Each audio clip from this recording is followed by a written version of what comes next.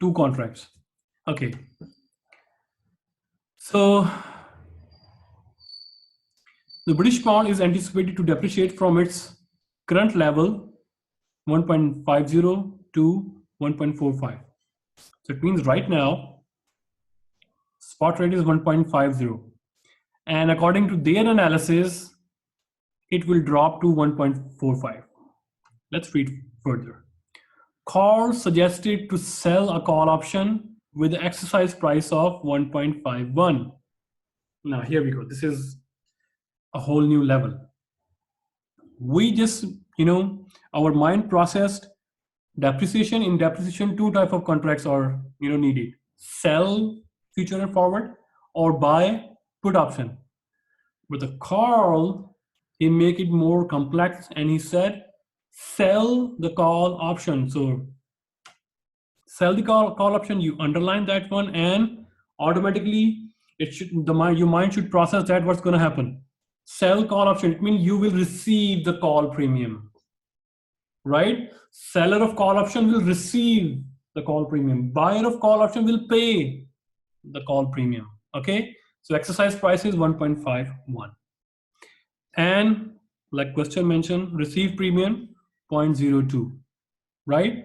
So before going into the next stage, my mind assumed that okay, sell call option, it means he will be receiving the premium. Okay, but Adam is confused because this is not like buying the call option. Normally we did question with buying the call option, right? It is selling the call option. So his main concern is if the spot rate at the option maturity turned out to be 1.54. What if the actual spot rate, our analysis says the value will go down to 1.45, right? What happens if our analysis fails and rather depreciating the value, it appreciates? Then how much is the loss? What is the other side of the coin? So you showed us a very nice, diagram, and this happened in practical investment houses or forex trader houses. The people, smart people, they make strategies and they discuss in board meetings and on every morning, and the managers or team leader, they ask what is the downside, what is its other side. This strategy is very nice. Okay, what if your analysis go wrong? This is a market, and market doesn't run 2 + 2 = 4, right? Market has uncertain mechanism. So what Adam confusion is quite right. What if spot rate, instead of depreciating, it appreciate? And what is the loss, right? So to solve it, they collaborate with others. Like, it's just the drama right now. The discussion turned to be even more confusing when they called Jason and Jackson, the twin brothers, Alexander and Giacomo. At the end, they decide to circulate this issue, and it comes eventually to our class. And you are quite good in doing this kind of stuff because you are learning international finance and you solve this question. So whatsoever. So they devised a strategy, right? And they said sell the call option. So when they sell the call option, right, what does it mean? That the buyer of call option will buy from us at exercise point 1.51, right? So in order to more understand this, let's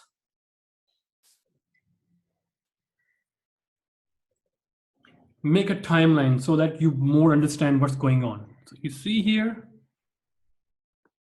this is a call option, and exercise prices. Oh, let me see. Exercise prices 1.51. Yeah, 1.51. So I can just write it down. X is 1.51. Call premium is how much? Call premium is 0.02. 0.02.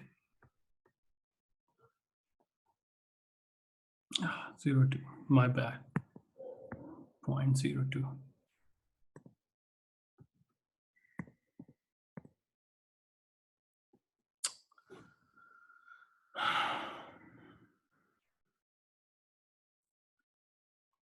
0.02. So what happens if at time t, the spot rate at time t is 1.54? So the left hand side is buyer of call option and right hand side is the seller of call option. So this question is with perspective of seller. So what do you think? The buyer will exercise the option or not? So this is in favor of buyer. Why? Because buyer will pay the seller premium, seller will receive the premium, and buyer will say that I will purchase you at time t at 1.51, right? If I exercise.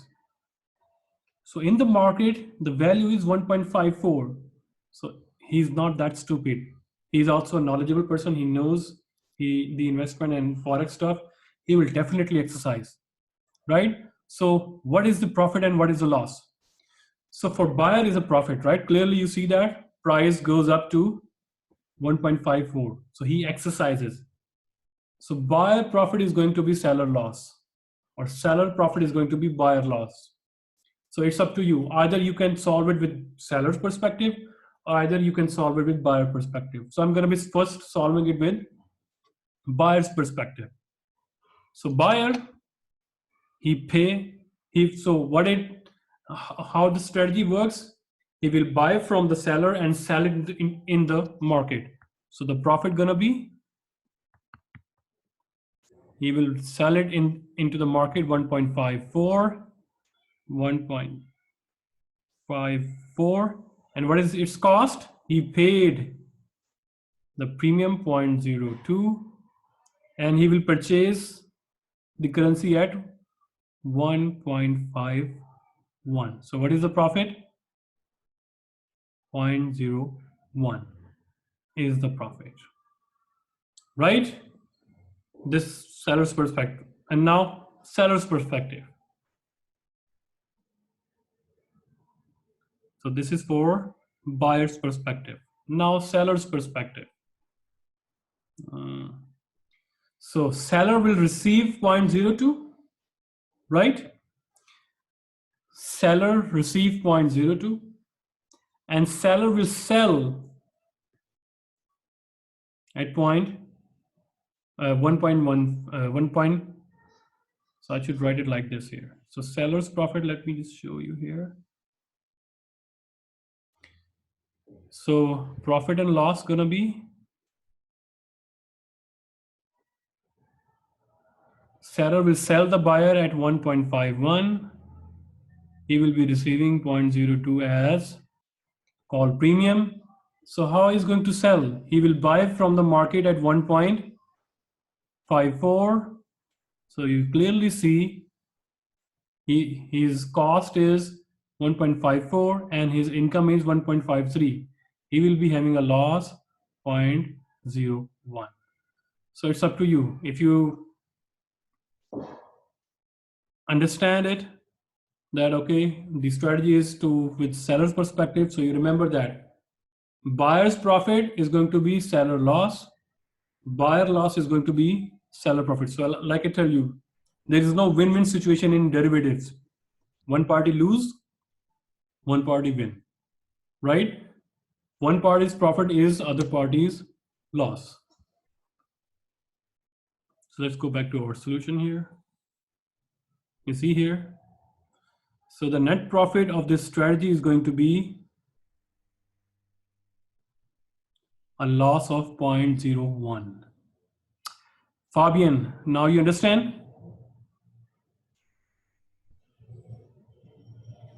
Fabian, Florian, Yes.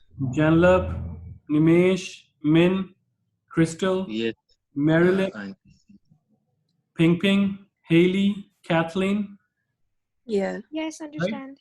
Right? Okay, good. Okay. So you can just imagine, the level of difficulty that lies at the, if you want to practice more, there are a lot of questions at the back of the chapter.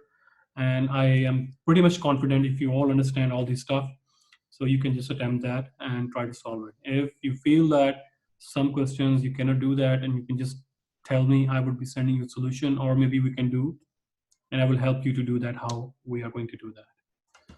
Okay. So let's just go back to our today's agenda. So today we are starting chapter 6, and the name is Government Influence on Exchange Rate. So we talked about that government can intervene. Yes, they can intervene. But let's just talk about this. So in introduction is, we already talked about in chapter 4 that government policies do affect the exchange rate, relaxation in tariff. If the government, encourage exports or devalue the currency or control the inflation or control the interest rates, international capital flow to the country, what will happen? Price going up, price going down, exchange rate go up, exchange rate go down, right? So we already talked about the mechanism here. So clearly we know that government influence does affect the exchange rate, right? So some policies basically are affecting the exchange rate, and some policies are affecting indirectly the exchange rate through economic development, right? If the government, agenda is to increase the interest rate because they want to control the money supply, what happened to the exchange rate? Because interest rate increases, now capital flow will be coming to the country from outside world. Foreign countries are going to exploit that interest rate, right? In that case, exchange rates start rising indirectly, right? Government didn't say that, okay, we are appreciating our currency. No, they just touch the interest rate. Or if government wants to provide more employment opportunity, then what happened? People will be having more money, they will be requiring more imported goods, and then again it's affecting exchange rate. So it's quite a loop. It's not like 2 plus 2 4. It can be 2 multiply by 5 or whatsoever. It's not 3 plus 3 4, 3 plus 3 6. It can be 3 power 3 as well, 27, or it can be 3 multiplied by 3, because it's a chain reaction, right? We call this multiplier effect. Okay, because the performance of an MNC is affected by exchange rates, financial managers need to understand how the government influence exchange rates. So since you are not an ordinary businessman or not an ordinary holding an ordinary position, so you are a finance manager or you're doing your own business, import and exports, right? So you must know that the government policy, okay, this increase in taxation is going to happen or going to affect me how, whether my purchasing power, what would be to my foreign accounts, what will be I receiving foreign money, what will happen, so that you can devise strategy and you can minimize your risk, you can hedge, or you can speculate, right? So in order to understand how these, how government can influence, so let's just talk about or understand the exchange rate systems. So exchange rate systems are classified according to the degree of government control. Number 1, fixed, free floating, managed float, pegging.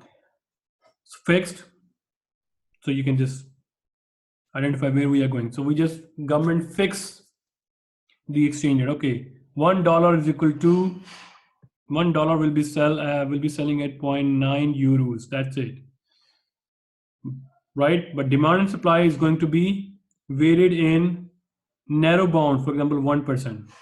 That's it. Plus minus 1%. Value can go up 1% or can go down 1%, but not more than that. If more than that, then on that day, trading is stopped.